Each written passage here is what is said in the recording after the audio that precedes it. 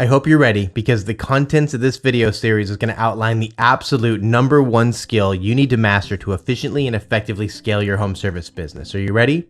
It's called your business operating system. If the term business operating system is unclear or unfamiliar to you, this series is for you. As I go through and outline the 12 videos that we're going to have in this series, I want you to get your pen and paper out, get ready to download some epic content because I've spent the last 10 years preparing for this. As I hope to over-deliver, create a tremendous amount of value to help you think bigger and reimagine how you're running your home service business from the ground up. I'll see you on the inside. Let's go.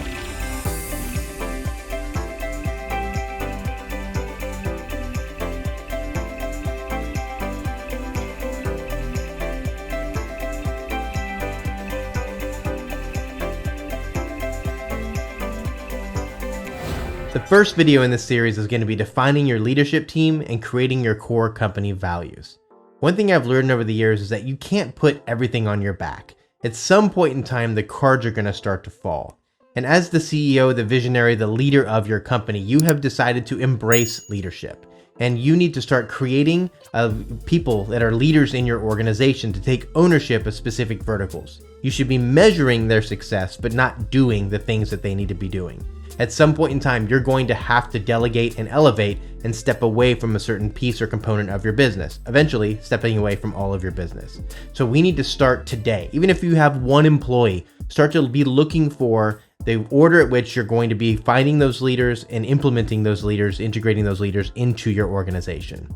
After we've defined our leadership team, we're going to move into our core company values. I've combined both of these together in the first video because I believe that your leadership team should have influence on creating your core company values.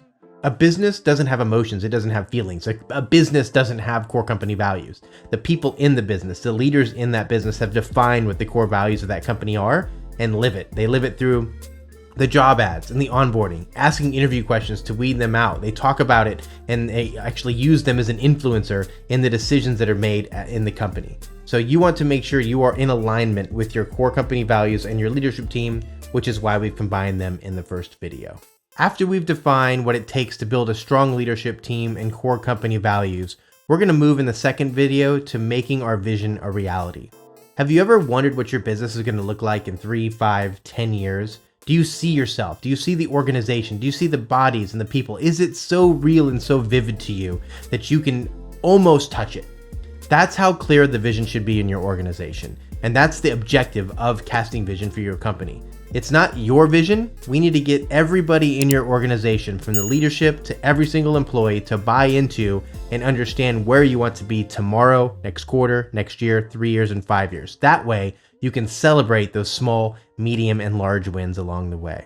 As we go through this section, the vision section, as well as many of these, I want to bring up, and you can see a link down here, E.O.S. and Traction. So E.O.S. Worldwide is a fantastic place to see a business operating system. In fact, if you've read Traction, phenomenal book, there's going to be a lot of crossover and a lot of similarities between what we talk about and the Traction model. The difference is this is specifically tailored to home service businesses, so our metrics and how we define the terminology is going to be specific to home service businesses. But if you've read Traction or follow Traction, you're probably going to understand a lot of the concepts that we're going to be talking about in this video series.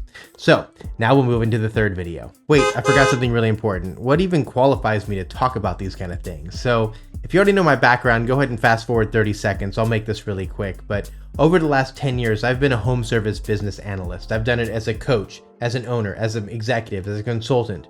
But really, I'd say what's taught me more about strategic planning for home service businesses was my time at Neighborly.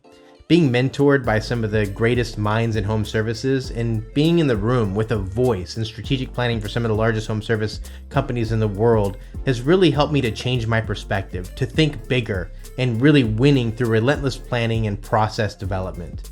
I have a huge passion for strategic planning with companies, doing it for my own company, and then helping home service business owners really realize their dreams and setting a foundation just like this video series is doing. So thank you so much for listening, and now we can move on to the next video. So what's up next is we've documented our leadership team. We've got our core company values. We've cast a vision in our company. Now we're going to start to get a little bit more tactical. The strategic planning part is done. We need to start to address the how through our organizational framework, and then we're going to drill down to specific departmental frameworks. So the fourth video is really all about creating organizational or accountability charts. If you're more traditionalist, it's going to be an organizational chart. If you study the E.O.S and traction model, it's going to be an accountability chart. What it really means is what seats do you have on your bus, who's sitting in those seats, and how do we make sure we have the right people sitting in those seats? The biggest miss I see a lot of home service business owners making is they're not casting vision for their company. When we create an organizational chart in our accountability charts, we're not doing this for today. We want to see what our company looks like as it grows and as it expands. When do we need to add an operations manager, a second salesperson, or whatever the organization is going to look like as we cast vision? And this is one of the biggest mistakes I see people making as far as casting vision, is letting your employees see what opportunities are going to come up as you scale your company. So it's not just an exercise for you, it's an exercise again to let your employees see the vision of the company and where their best seat is on the bus as they open up, as those positions open up in your organization. Now the fun part really starts to begin. We're going to look at your organizational process. So episode 5 is your proven process. Your organizational process is like a 30,000 foot view of how your customers are introduced to your brand, how they move through your funnel, your sales process, your operation process, and then finally your nurturing campaigns. It's called your proven process because it's what you do every single time a customer enters your database. 95 out of 100 times a customer calls, you sell them a job, you do the job, you close the job, and it's just rinse and repeat. The difference between ordinary and extraordinary is how fast you can iterate, how quickly you can scale that business from one job at a time to many, many jobs at a time. And so episode 5 is really documenting your proven process from an organizational standpoint. Then we're going to go to departmental proven processes. So episode 6 through 9 is the absolute meat and potatoes of this video series. We're going to use a framework called MAPS. Great friend of mine, Brandon Vaughn, has actually created a community called the MAPS Mastery Program. Highly suggest looking into it. I've got a link down below. What he's done is he's created a framework for segmenting the departments of your home service business into marketing, admin, production, and sales. It's a genius way of looking at your business because it allows you to isolate each specific department to create those proven process for each one of those departments and then eventually learn how they work together. So these videos 6 through 9 are going to be probably where you spend the most and the most amount of your time, because you could have a 12-part video series on marketing a home service company, or operations and safety. You could have a 12-part video series. But what our intent here is just to outline the framework of each one of these components and allow you to continue your education through joining a community, something like the MAPS Mastery Program. But I'm really excited to dissect and give you the framework and the foundation for each one of these 4 verticals in your organization. So now that we've got leadership team and values and vision and organizational charts and proven processes for our organization and each one of our departments, it's time to start saying, how do we know when we're successful? Measuring success is arguably the most important component of all of this, because everybody can be moving like on a hamster wheel, but there might not be any progress happening. So we need to make sure that we are setting realistic, measurable benchmarks for our organization and each specific department so that we know exactly what we're trying to attain and retain as we scale our company. When you cast your vision, it makes it a lot easier to get to where you want to be if you're hitting those measurables that you've predefined. And so all of my years of experience, I'm actually going to provide the macro KPIs from your organization or key performance indicators you need for your organization. And then I'm going to go to each individual department and outline which, in my opinion, metrics are the most important. Now, when we think about tracking key performance indicators for our business, we want them to kind of have 2 different functions. The first one is it needs to offer insight into a specific process, or it needs to have a department or even intra-departmental influencing or guide as we look at that metric. Let me give you an example. If your pricing or if your labor rates, let's say your labor is really high. If your labor is high, it could be because of a whole bunch of reasons. So we're going to look and say, hey, our labor rates are high, our hourly production rates are low. Let's look and see why that could be. Your salesperson could be reducing the price just to get to a yes. So that means it's more of a sales issue, not a production issue. Maybe your office person, whoever does your scheduling and dispatching, is adding too much windshield time and drive time, which is making you not be able to spend more time on the job sites. Maybe you're disorganized on your service vehicles and you have to stop by Home Depot 2 or 3 times a week, which is killing your hourly production rates. So that labor rate is an indicator to interdepartmental, a lot of different departments where we can isolate and dissect exactly what an issue is. And so this is the idea of what we're going to be looking at with our key metrics and defining those key metrics so that we can decide, is this a specific person that we have, a department, or an organization that we're running into?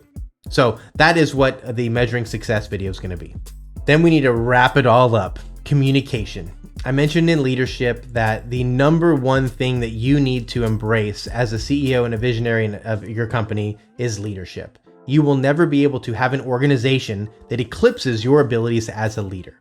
So it's really important that you embrace leadership. Part of leadership is communication.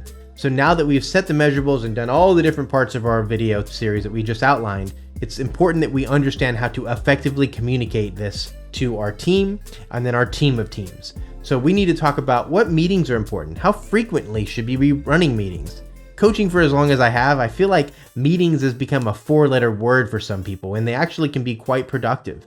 It feels really good when you're the CEO and you talk to an employee and they say, hey, I'll see you next Thursday at our meeting. That means that they already know and they look forward to the next time that they get to discuss whether it's a huge win or whatever it is. Another one is the day or two before, an employee is just so excited about a win that they've had or a metric that they just like sneak peek or give a little teaser of that win.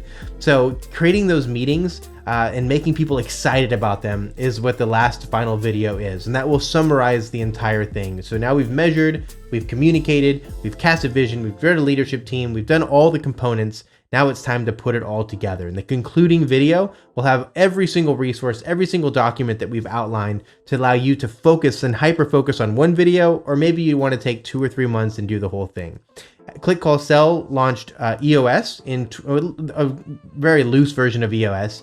in 2021. It took us about 3.5 or 4 months to really introduce and launch the operating system as a company. And so if you want to run this and launch this for your business too, I would plan on a whole entire quarter, maybe even a half a year to introduce and integrate an operating system into your business. So you may focus on one video and one vertical, or you may go into the whole series. Regardless, I really hope that this helps you establish a benchmark and a framework to scaling your company as quickly and as efficiently as possible. We'll see you in the next video.